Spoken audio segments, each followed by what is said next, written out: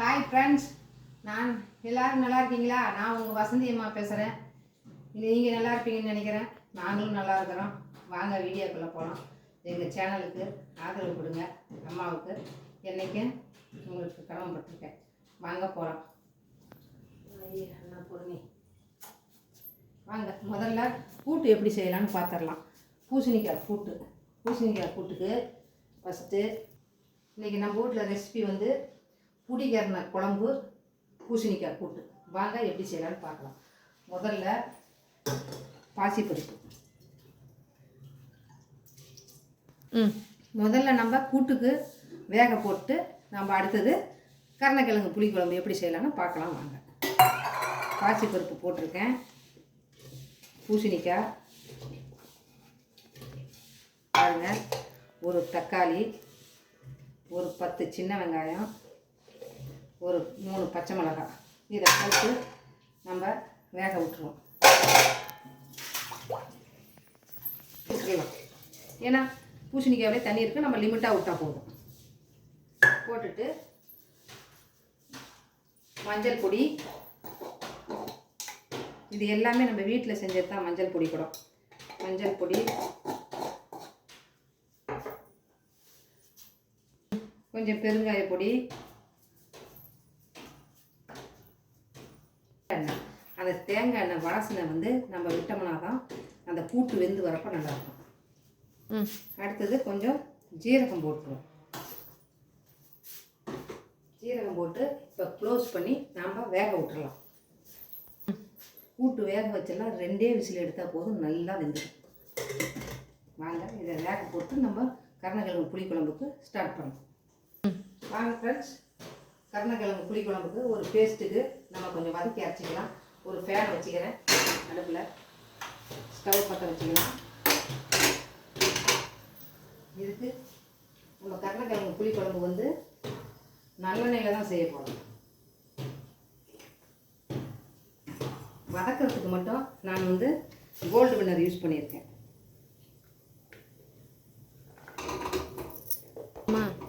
வெங்காயம், 2 பச்சை மிளகாய், ஒரு 10 பல்லு பூண்டு, ஒரு அரை மூடி தேங்காய், ஒரே ஒரு பெரிய தக்காளி. இதை நம்ம வதக்கி பேஸ்ட்டாக அரைச்சிக்கிட்டு வந்துடுவோம்.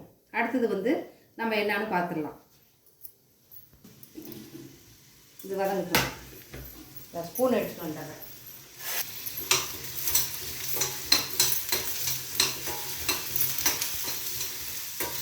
வெங்காயம் பூண்டு வதங்கிடுச்சுமா, இது கூட தக்காளி போட்டுக்கலாம்.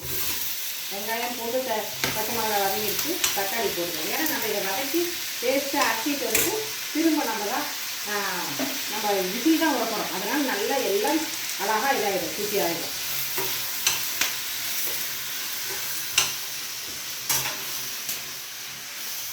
கூட்டுக்கு நம்ம ஜீரகம் போடுவோம். ஆனால் கருணக்கிழங்கு புளிக்குழம்புக்கு பேஸ்ட் அரைக்கும் பொழுது சோம்பு போடுங்க. அந்த வாசனையே வேறு லெவலாக இருக்கும். இப்போது இது கூட நல்லா வாசனை கமகமன்னு இருக்க கொஞ்சம் கருவேப்பிலை போடுறேன். இந்த கருவேப்பிலை வந்து நான் கழுவலன்னு நினைக்காதீங்க.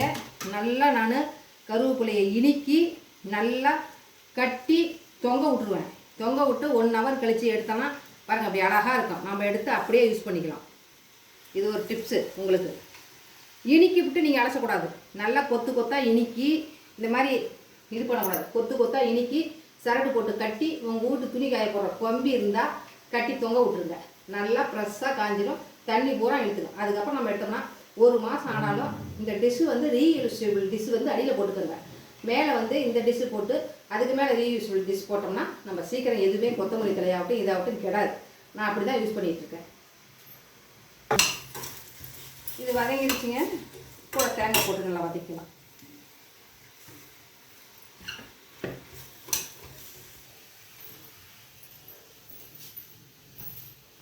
சரிம்மா, குக்கர் அடுப்பில் வச்சுருக்கேன். வாங்க எல்லாம் வதக்கிறதெல்லாம் வதக்கலாம். டேஸ்ட் அது வரைக்கும் ஆகிட்டு இருக்குது.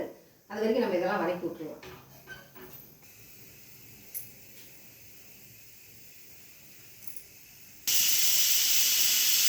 சவுண்டு உடனே வந்து காய்மா நம்ம வந்து இது குக்கர் காஞ்சிச்சு. ஏன்னா குக்கர் எதுக்குன்னு கேட்டால் நம்ம வந்து மொச்சக்கொட்டை நைட்டு ஊற போட்டுட்டோம். இதோட சேர்த்து கருணக்கிழங்கோட தாளிச்சு விட்டோம்னா ஒரே விசிலில் அதுவும் மொட்டை கொட்டையும் வெந்துட்டோம் பாருங்கள். இது கூட்டு 2 விசில் வந்து ஆஃப் ஆகிடுச்சு. அது அப்புறம் தாளிச்சிக்கலாம், விசில் அடங்க மாட்டோம். இப்போ நல்லெண்ணெய் ஊற்றுறேன். நம்மளுக்கு புளி குழம்புக்கு மெயினாக நல்லெண்ணெய் தான் தேவை. எண்ணெய் காய்க்கும்.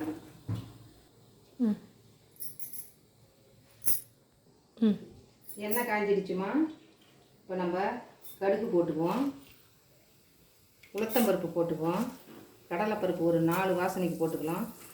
இப்போ புளிக்குழம்புக்கு நம்ம சீரகம் போடுறதில்ல, சோம்பு செவ்வியாக தூக்கி கொடுக்குறது சோம்பு, கொஞ்சம்னா சீரகம், வெந்தயம் வந்து ஒரு 1/4 ஸ்பூன் இதை போட்டு நம்ம தாளிச்சு கொடுத்துடலாம்.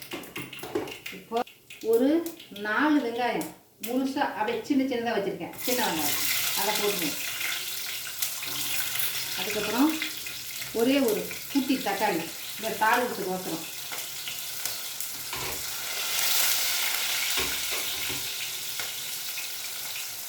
அதையும் போட்டு நல்லா வதங்கிட்டு என்ன பண்ணலாம், வதங்கி வச்சுட்டு நல்லா உப்பை போட்டுக்கணும்.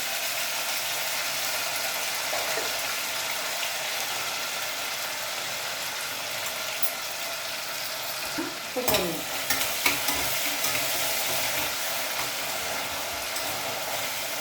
கூட கருளைக்கிழங்கு போட்டுக்கணும். நம்ம இந்த கருளைக்கிழங்குக்கு உங்களுக்கு ஒரு டிப்ஸு சொல்கிறோமா.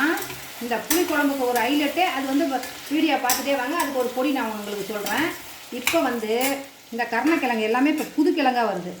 இதுக்கு என்ன ஒரு ஐடியானா, நம்ம வந்து இப்போ சாப்பாட்டுக்கு அரிசி ஊற வச்சிடறோம். அந்த அரிசியோட தண்ணி எடுத்து நல்லா கருளைக்கிழங்க 3 தடவை இந்த சாதா வாட்டரில் வாஷ் பண்ணிக்கோங்க. வாஷ் பண்ணிவிட்டு என்ன பண்ணுறீங்க, இந்த அரிசி கழிஞ்சோட தண்ணி எடுத்து ஒரு 2 தண்ணி எடுத்து அதில் விட்டுட்டு அதில் தூக்கி அந்த கிழங்கை நம்ம வாஷ் பண்ணி வச்சுருக்கிற கிழங்கை போட்டு நல்லா வேக விட்டு எடுத்திங்கன்னா அந்த அரிப்பு பிப்பு இருந்தால் கூட நம்மளுக்கு சரியாக போகும். இது ஒரு டிப்ஸு. இந்த புளி குழம்பு கையிலிட்டு ஒரு பொடி சேர்ப்பேன், அது கடைசியாக நான் உங்களுக்கு சொல்கிறேன். இப்போ இது வதங்கிருச்சு. இப்போ நம்ம என்ன பண்ணலாம்,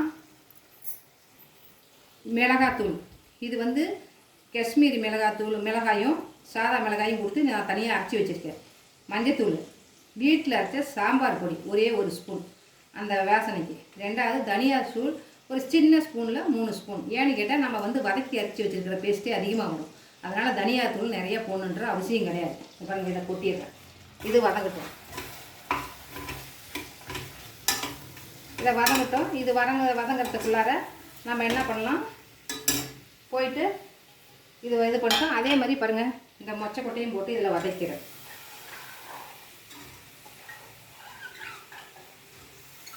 ஏன்னா அந்த மொச்சக்கொட்டை போடுறதுனால இதாக இருக்கும். இதுக்கு நல்லா நம்ம இது விட்டுக்கலாம், பெருங்காயம் விட்டுக்கலாம்.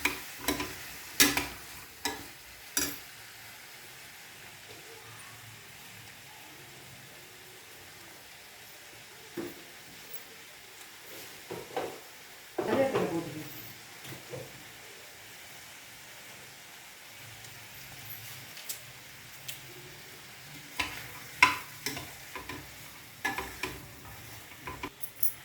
நல்லா வதங்கிடுச்சு. இப்போ நம்ம என்ன பண்ணலாம், கொஞ்சம் வாட்டரை விட்டுக்கலாம். நம்ம பேஸ்ட் அரைச்சிட்டு வரங்காட்டியும் இந்த வாட்டரில் இந்த மசாலாலாம் நல்லா வெந்து வரட்டும். இப்போ இது கூட என்ன பண்ணலாம், நான் வந்து அயன் கடை வச்சுருக்கிறேம்மா. காத்தால கடைக்கு போவேன், 8 மணிக்கெலாம் போயிடணும். அதனால் இஞ்சி பூண்டு பேஸ்ட்டு, பொடி வகைகள், புளி பேஸ்ட்டு எல்லாமே நான் ரெடி பண்ணி வச்சுக்குவேன்.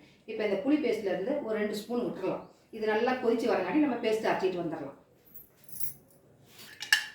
இந்த புளி பேஸ்ட்டு எப்படி செய்கிறது உங்களுக்கு கெடாமல் இருக்குன்னு நான் உங்களுக்கு சொல்கிறேன். 2 ஸ்பூன் விட்டுக்கலாமா, போதும். ஏன்னு கேட்டால் நாங்கள் புளி கம்மியாக தான் சாப்பிடுவோம். வந்து கொதிக்கிட்டோம், நம்ம அதுக்காக போய் அந்த பேஸ்ட் அரைச்சிட்டு வந்துடலாம். ஆறிடுச்சுமா மசாலா வதக்கி வச்சது.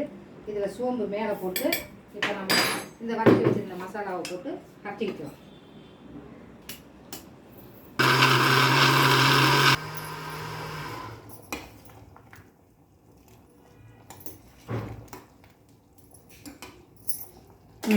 நாங்கள் ஃப்ரெண்ட்ஸ் இப்போ அரைச்சிட்டு வந்த பேஸ்ட்டை விட்டுடலாம். அதில்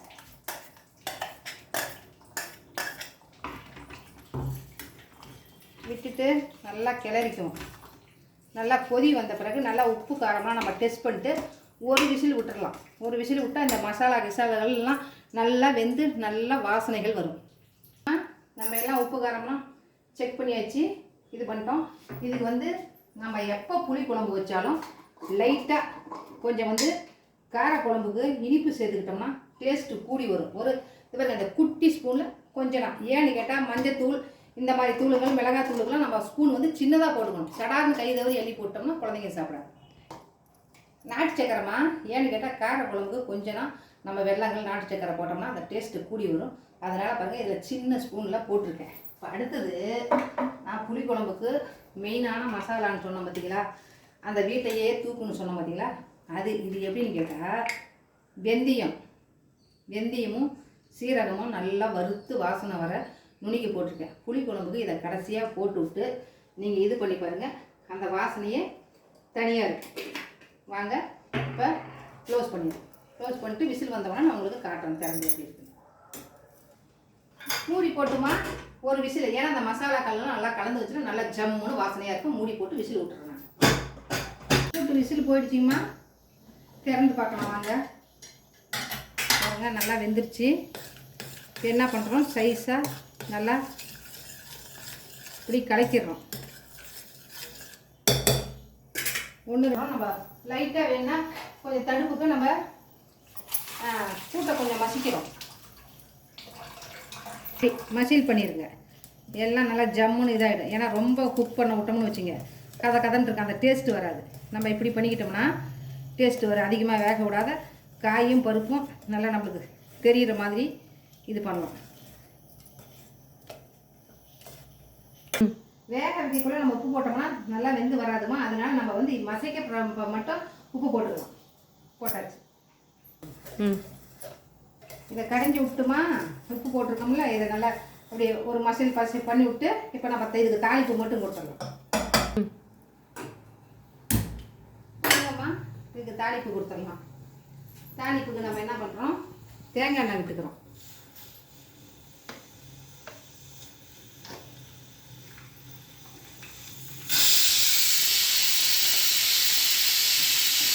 குழம்பு விசில் வந்துருச்சுமா, ஸ்டவ் ஆஃப் பண்ணிடலாம். விசில் போட்டு காட்டுறேன். காஞ்சிடுச்சுமா.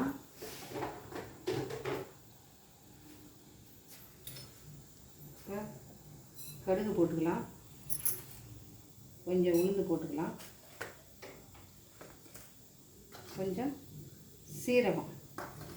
இந்த சீரகம் எண்ணெய்க்கு கூட்டு செஞ்சாலும் என்ன பண்ணுறீங்கன்னா, சீரகத்தை நம்ம தாளித்து ஊற்றங்காட்டியே கையால் இப்படி நிமிட்டி விட்டு இந்த கூட்டுக்கு போட்டிங்கன்னா வாசனை நல்லா ஹெவியாக இருக்கும், நல்லா வாசமாக இருக்கும்.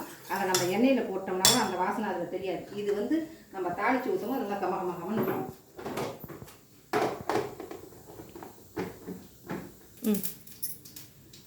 பாருங்கம்மா, கடுகு உளுந்து சீரகம் லைட்டாக போட்டு இது பண்ணியிருக்கேன். வாங்க கருவேப்பிலை கொஞ்சம் போட்டு தாளிச்சிக்கலாம்.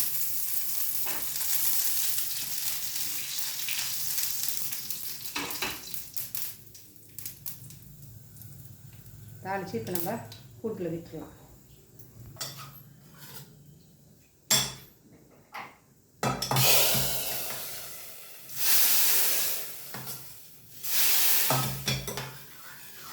கூட்டுக்கு மேலே கொஞ்சம் கொத்தமல்லியும் கருவேப்பிலையும் தூவிட்டு மூடி வச்சிடலாம். இது வந்து இப்படி தான் இருக்கும் பார்க்க. கொஞ்சம் நேரம் கழித்து பார்த்திங்கன்னா நல்லா பேஸ்டாட்டம் ஆகிடும். நம்மளுக்கு சாப்பிட்றதுக்கு நல்லாயிருக்கும். ரொம்ப களியாட்டம் போயிட்டுனா குடப்பாக நல்லா இருக்காது அந்த டேஸ்ட்டு. நம்ம வீட்டு ஸ்பெஷல் எல்லாம் சமைச்சாச்சுமா, என்னென்னு பார்த்துட்டு வாங்க சாப்பிடலாம்.